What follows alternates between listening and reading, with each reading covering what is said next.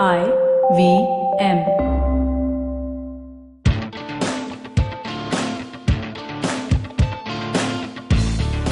Welcome to TFG Fantasy Sports Podcast. This is Vivek Krishnan and CP Thomas from the Fan Garage. Hi everybody. In this podcast, we will every day provide you with analysis and tips to help you make a good fantasy team. To make it easy for you, we will give the tips in 11 points, which covers every aspect of the match. Today we'll be talking about England and Pakistan's second one-day in Southampton. As we all know, the first match got rained off. So much better in Southampton. So let's not waste much time, get into team composition. That's point number 11.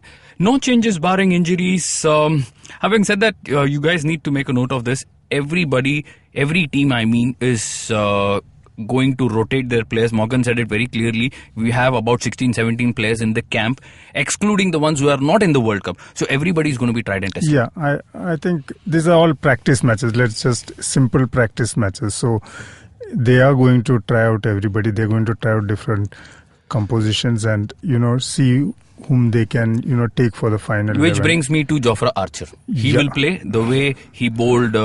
It's interesting. Nobody wanted Archer in the team when he was playing in the IPL.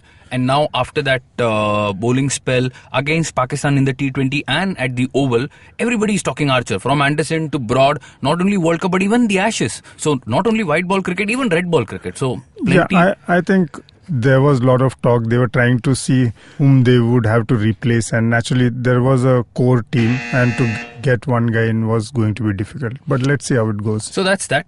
Let's move on to the conditions. Early English summer, rain every day.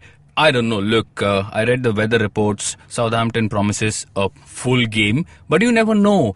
We saw how the rain was irritating at the Oval and eventually it called for a washout. So we don't expect a washout here, but we could see a curtailed match. Yeah, you have to expect that in England and even pick your team accordingly, knowing that there could be a curtailed match and what kind of players you would want in your team. Yes. So it's a great batting track. Hampshire County, great batting wicket. Historically, teams have chased very well. The wicket stays true. I think this is the best chance for the England batsmen to, this is nice practice because it's like a road, it's like a freeway, they can do what they want. So Morgan, Root, Bairstow, all those mighty batsmen, I think this is carnival, this is feast. So yeah, I think it's going to be an interesting match. Yeah. Okay, but one more thing, I think both teams would prefer to chase. Because you can chase down 280, 290, 300, anything. No, actually I think the team which wins the toss will want to bat because they can get more batting practice to everybody. It will be the other way around, actually. Yes, that's also possible. Yeah. So, moving on to the spinners category. Very simple. Imad Wasim is the only spinner, frontline spinner from Pakistan. Shadab Khan is not a part of the team. And for the hosts, Adil Rashid will get the nod ahead of Moeen Ali. Yeah, so it's a no-brainer here. Moeen Ali isn't playing. So, you have Rashid and Imad, and I think there will be few overs given here and there to a Hafiz or once in a while to... Yes, talk about Hafiz. There is always cloud over his action, whether the ICC has given him permission. That is far too confusing. So I wouldn't get into... But anyway, I don't think he's a pick for your team. So let's not talk about it. But it is important that we let others know. Absolutely. What is the danger in picking him. Yeah. So yes, so avoid, don't get into that trap. Stick to Rashid from England because he is... without a doubt, being the best spinner over the last 18 months or so. He's played consistent cricket, both red and white ball. So you have to go with Rashid. And Imad Wasim, chances are that he might even open the bowling because he doesn't spin the ball. He's more of a slider. And he also has this habit of, tying up the opposition. So I think it is, you can pick Imad Wasim. Absolutely. Pacers, plenty many.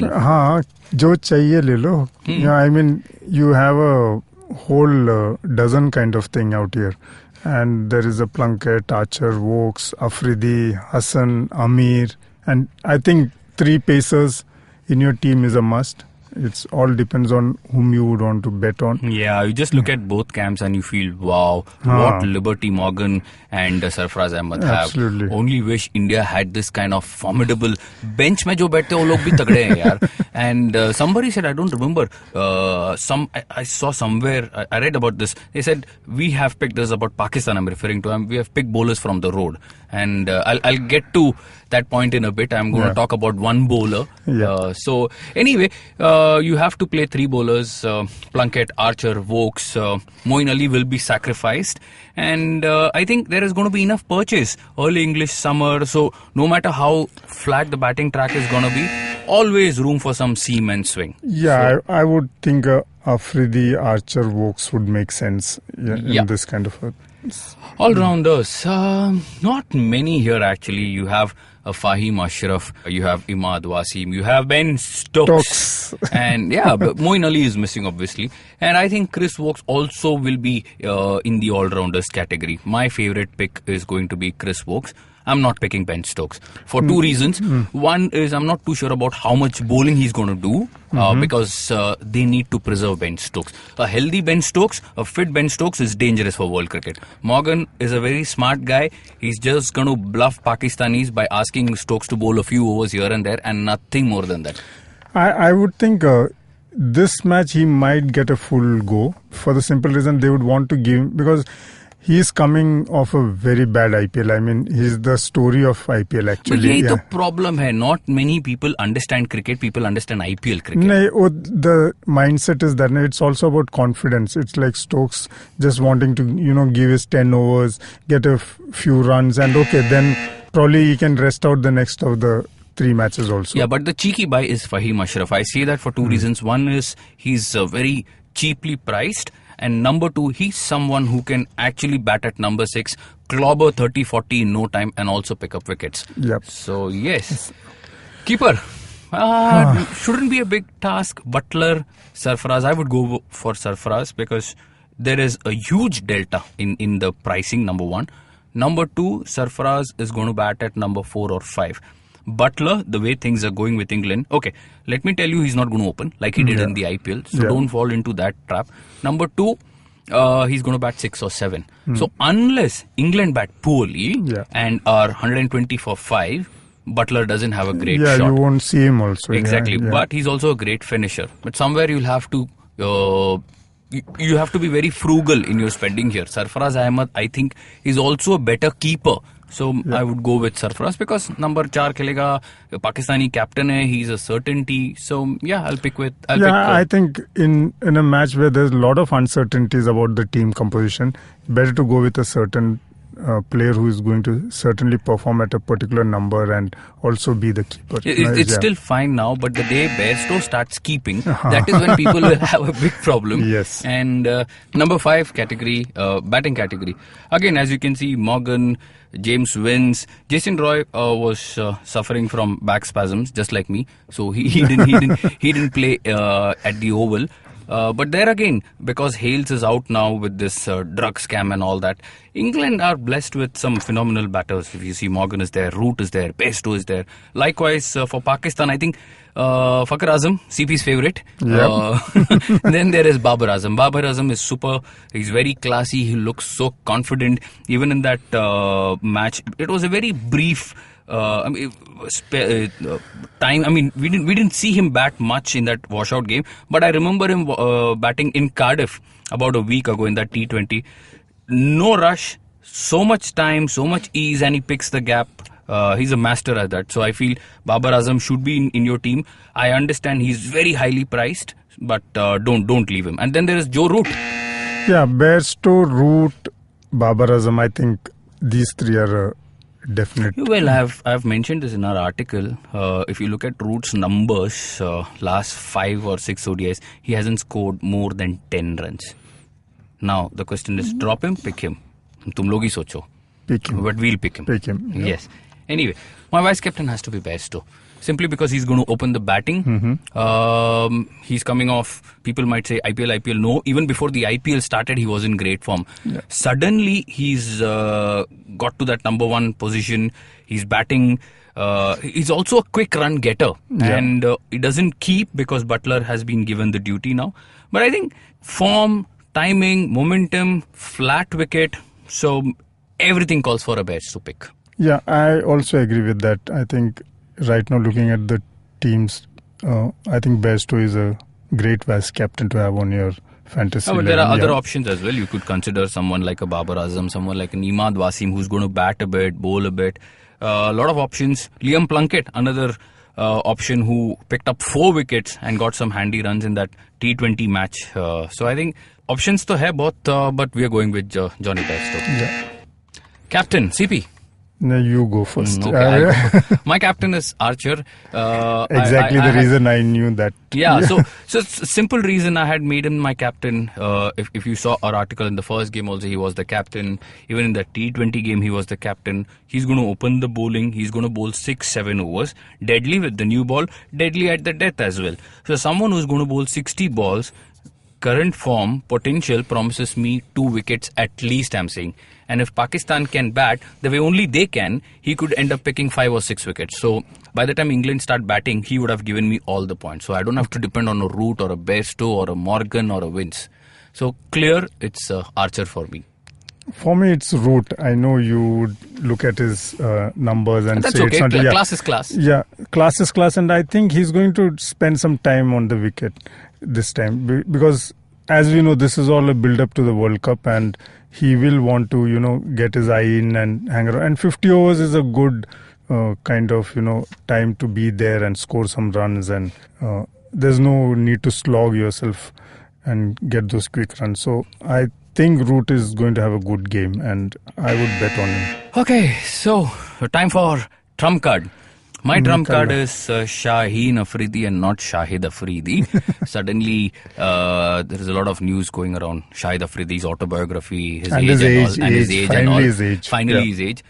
Still, I'm not very sure. Anyway, Shyne Afridi is a terrific bowler. I'm sure people who play fantasy cricket on a regular basis would have seen him in the PSL, would have seen him on South African tour. Lefty, good run up, good follow through, lanky, hits the deck hard, can move the ball both ways. In England, he is going to be a handful.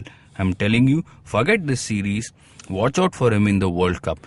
If he remains injury free, boss, he's going to really, really give a lot of batsmen nightmares.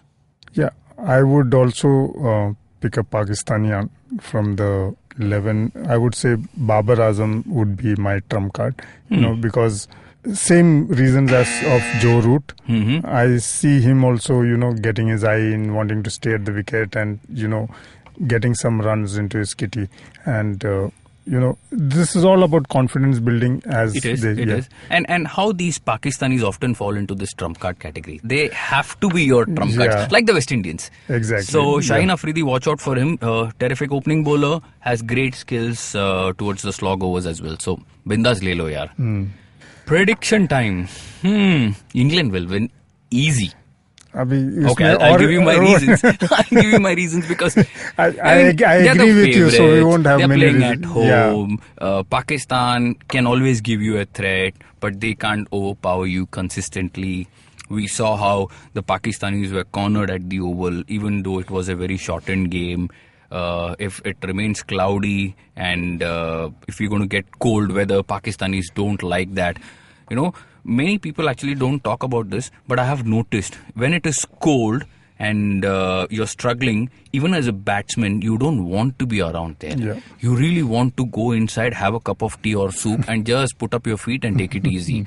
So this is actually coming from Sunil Gavaskar and all, because I remember मैं उनका anecdotes सुनता था, and this is what they used to say, and I can see it continuing from generation to generation. So I think Pakistan will have to really punch above their weight to beat a side like England. England have everything, boss. Ammunition, yeah, more than that, tactics. what England is one of the favorites to win the World Cup, and they will want to, whatever you call it practice, or they will want to, keep a momentum while they get into it, and they can't lose. So there is no way they will, yes, they would want to make this emphatic. And, absolutely. So yeah. So that's that. Complete set another crisp episode of Fantasy Cricket Podcast. Of course, this is Vivek Krishnan along with me, CP Thomas. You can reach out to us on Twitter. Yeah. And TFG Fantasy Sports is our official handle on Facebook and Twitter as well.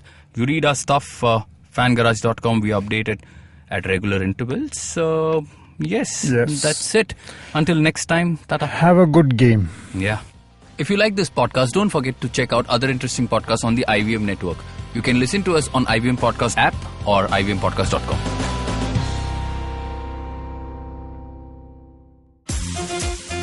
Long, long ago, not in Bethlehem, but in a place nearby, there was a wonderful birth of a huge show, which I like to call Cyrus Says. A show that encapsulates everything in human history, from the first Homo sapien to the last Homo sapien, who's traversed the entire world and then come back to India. This is a show which tells you everything about everything. If you want to know, avoid Google, come to us. It's called Cyrus Says. Get new episodes every Monday and Thursday on the IVM Podcast app, website, or wherever you get your podcasts from. It's simple as A, B, oh God, what comes after that?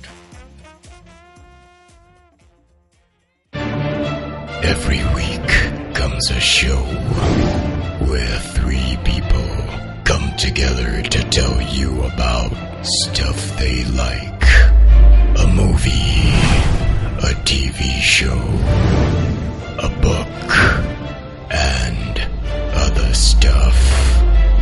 Tune in every Monday on the IVM Podcast app to IVM Likes. Batman approves this message. Thank you, Batman.